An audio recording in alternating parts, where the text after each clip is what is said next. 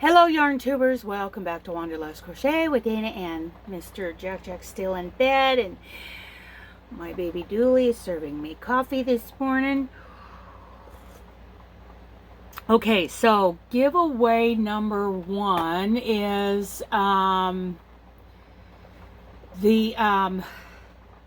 it's got knitting, crochet, and Tunisian vintage patterns. So I've got that link. I'm gonna choose a winner. Earl's in the box. I did the solve. Get YouTube comments. Okay. We had unique comments. We had 21. Okay. Start raffle and pick a winner. Here we go. Here we go. Here we go for the first set. The giveaway number one. Okay.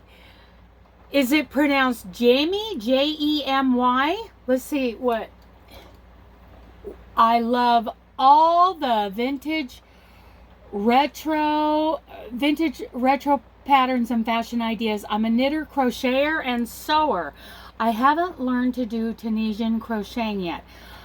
I'm not going to publish or do a YouTube video, so I'm not worried about the copyright issue.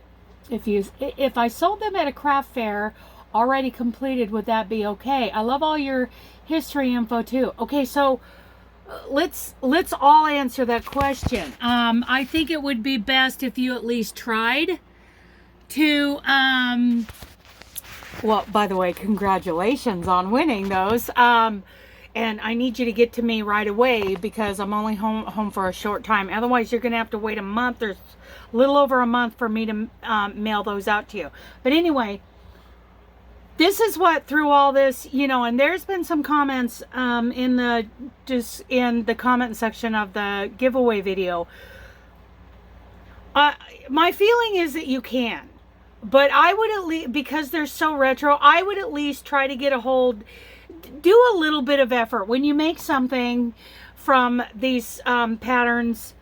See if you can't get a hold of, the design. Find out who the designer is, or get a hold of the publisher. If you don't hear back, I mean, I don't want to be kind of lackadaisical about permissions, because even free patterns, I'm learning through this process.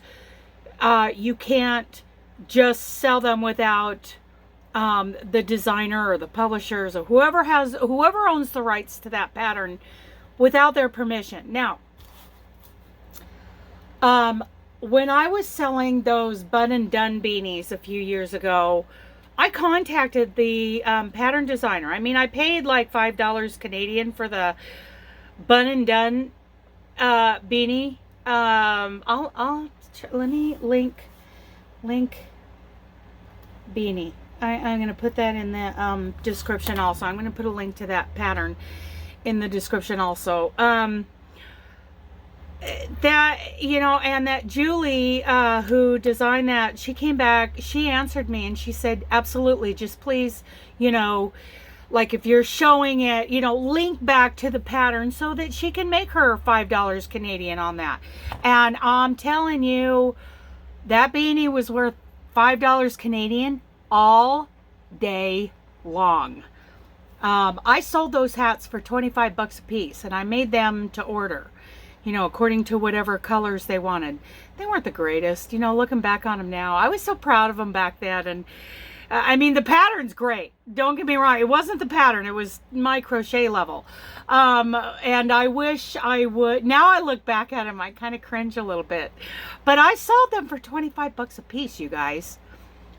And there are people out there, crochet professionals, who would look at those and say they were worth more, even with my still kind of beginner, not so intermediate, crochet skills. So I thought they were fabulous at the time. But I love my shawl. But we grow in our skills, right? So anyway, to answer your question, I would at least, even though, these are super old and you may have a really hard time getting, you know, a hold of somebody to get permission. I would at least try. So who owns Coates and Clark? I mean, that's Red Heart, right? Which is owned by or Your Inspirations. So maybe you can get a hold of someone at Your Inspirations, take a picture of the pattern, give that, you know, and give them, you know, in the email a, you know, description of what you'd like to do, and ask them, who do I get permission from, if permission would be granted for me to sell this finished product at you know, to anyone. And I say go for it. It is totally worth the peace of mind to knowing, like when I contacted Julie about that beanie, you know, it's a messy bun beanie, and it's great because it's not done around a you know, elastic. It's done with a drawstring. It was just awesome, and it was done in a basket weave. Oh, I just loved it. So anyway, it's totally worth it. Just, you know, take a little time to write an email, you know, make a finished product, maybe even, and send them a picture of it. I think they would love that. Yeah, see what you can find out. And if they don't respond, I'm going to be honest, you know, I'm all about, you know, getting permission, getting written permission, you know, via an email or whatever. But as old as some of these patterns are, if you do not get a response or you cannot find who to contact, what about you guys? Would you go ahead and sell them? I think I would. If I was setting up a booth somewhere, yeah, because they're amazing patterns. They're so adorable. Some of that baby stuff. But anyway, I would feel okay after I had done, after I had at least tried and tried to research and figure out who, if I didn't get a response or I didn't find out who to ask, I think I would. Now, you guys correct me if you think I'm wrong. Go ahead. Let's have a discussion about that. So anyway, I'm going to call you JeMy. Am I pronouncing that right? Congratulations. And get a hold of me at WANDERLUST, I'm sorry, Wanderlust Crochet, and then the number 1 at gmail.com. I'll link it down in the description box. So anyway, this has been a fun discussion, you guys. I'm gonna now go pick for the number 2 giveaway. Okay, I love you guys. Bye.